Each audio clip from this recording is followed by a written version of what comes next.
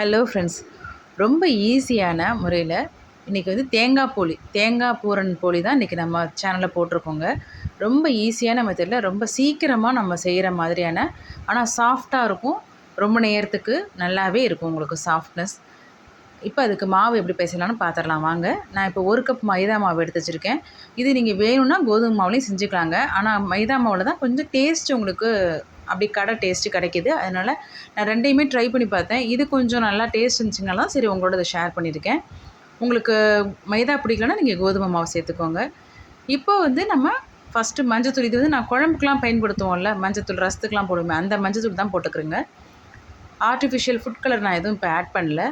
இப்போ நம்ம 1 கப் மாவு 200 கிராம் மாவு எடுத்ததுக்கு 2 டீஸ்பூன் வந்து எண்ணெய் போட்டுக்கிறேங்க. உப்பு கொஞ்சோண்டு போட்டிருக்கேன், ஒரு சின்ன பிஞ்ச் அளவு தான் போட்டிருக்கேன். இப்போ எப்போவுமே நீங்கள் இந்த மாதிரி பரோட்டா, பூரி, சப்பாத்தி எதுக்கு மாவு பேசுறதாலும் ஃபஸ்ட்டு நீங்கள் உப்பு போட்டு பேசுனதுக்கப்புறமா 2 டீஸ்பூனோ இல்லை 1 டீஸ்பூனோ அளவுக்கு ஏற்ற மாதிரி அந்த எண்ணெய் அதிலேயே போட்டு மாவுலேயே நீங்கள் வந்து கொஞ்சம் பெசரி விட்டுட்டீங்க அப்படின்னாக்கா அதுக்கப்புறமா தண்ணி போட்டு பிசைஞ்சுக்கோங்க. அப்போது உங்களுக்கு சாஃப்ட்னஸ் ரொம்ப நல்லாயிருக்கும். அதை நீங்கள் ட்ரை பண்ணி பாருங்கள் ஃப்ரெண்ட்ஸ். இப்போ வந்து நம்ம நல்லா அந்த அளவுக்கு சாஃப்டாக வந்து மாவை பிசைஞ்சு வச்சுருக்கோம்.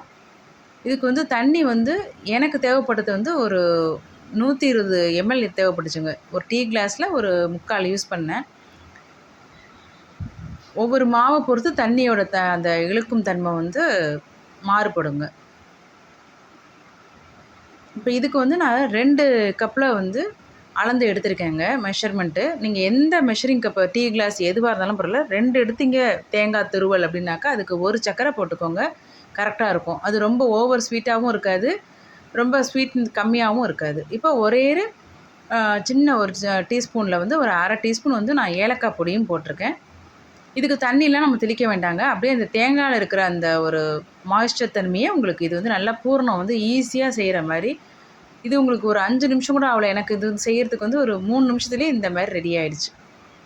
இது நீங்கள் ஆற வச்சுட்டு சின்ன சின்ன உருண்டைகளாக பிடிச்சி வச்சுக்கோங்க. அப்போ தான் நமக்கு ஈஸியாக இருக்கும் போலிக்குள்ளே வைக்கிறதுக்கு, இந்த மேல் மாவில் திரட்டினதில் வைக்கிறதுக்கு. இந்த மாதிரி நான் திரட்டே வச்சுருக்கேன்.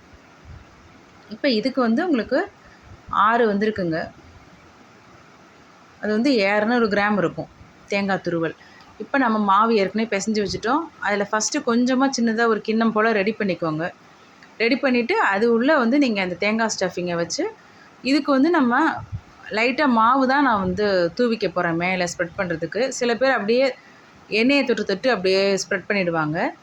நம்ம எண்ணெயை குறைக்கணுங்கிறதுக்காக தான் இந்த மெத்தட் போட்டிருக்கோம்.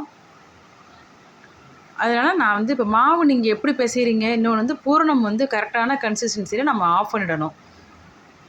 ரொம்பவும் இறுக விட்டுட்டிங்க அப்படின்னாக்கா டக்குன்னு நம்ம அப்படியே ஸ்ப்ரெட் பண்ணிகிட்டு இருக்கும்போதே வெளியில் வந்துடும் அந்த பூரணம், வச்ச பூரணம்லாம். அதனால் நீங்கள் வந்து கொஞ்சம் பார்த்து இந்த கன்சிஸ்டன்சி வந்து ரொம்ப முருகிடாமல் பார்த்துக்கோங்க இந்த தேங்காய் பூரணம் செய்யும்போது. இப்போ வந்து நம்ம நார்மலாக சப்பாத்தி திரட்டுற மாதிரியே நீங்கள் திரட்டி எடுத்துருக்குங்க.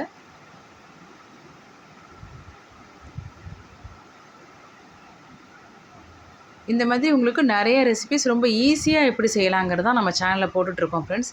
எல்லாருமே செய்கிற டிஷ்ஷஸ் தான் நம்ம போட்டுட்ருக்கோம். அதுலேயே எப்படி ஈஸியாக செய்யலாம், வேலையை ரொம்ப குறைச்சலாக நம்ம வந்து செஞ்சுக்கிற மாதிரி தான் நம்ம சேனலில் எல்லாமே போட்டுட்ருக்கோம். பிடிச்சிருந்துச்சுன்னா நம்ம சேனலை சப்ஸ்கிரைப் பண்ணிக்கோங்க ஃப்ரெண்ட்ஸ். இப்போ நான் எல்லா இந்த இதுங்களையும் போலியையும் போட்டு ரெடி பண்ணி வச்சுட்டேன். அதனால் இப்போ நம்ம 1 பை 1 நம்ம வந்து நெய்யும் எண்ணெயும் கலந்து வச்சுருக்கேன் ஒரு சின்ன கிண்ணத்தில். இப்போ அதுலேருந்து நான் கொஞ்சம் கொஞ்சமாக எடுத்து போட்டு 2 சைடும் நல்லா வேக விட்டு நம்ம திருப்பி போட்டுக்க வேண்டியது தான் ஃப்ரெண்ட்ஸ். அவ்வளோதான், ரெடி ஆகிடுச்சு. இப்போ நீங்கள் சர்வ் பண்ணிங்கன்னா வீட்டில் எல்லோரும் ரொம்ப விரும்பி சாப்பிடுவாங்க. பிடிச்சிருந்துச்சுன்னா நம்ம சேனலை சப்ஸ்கிரைப் பண்ணிக்கோங்க, லைக் பண்ணுங்கள், ஷேர் பண்ணுங்கள், கமெண்ட்ஸில் சொல்லுங்கள். வேறு என்ன டிஷ் போடலாம் அப்படிங்கிறதையும் நீங்கள் கமெண்ட்ஸில் சொல்லுங்கள் ஃப்ரெண்ட்ஸ். Bye friends. ரொம்ப சாஃப்டாக இருக்கும், செஞ்சு பாருங்கள்.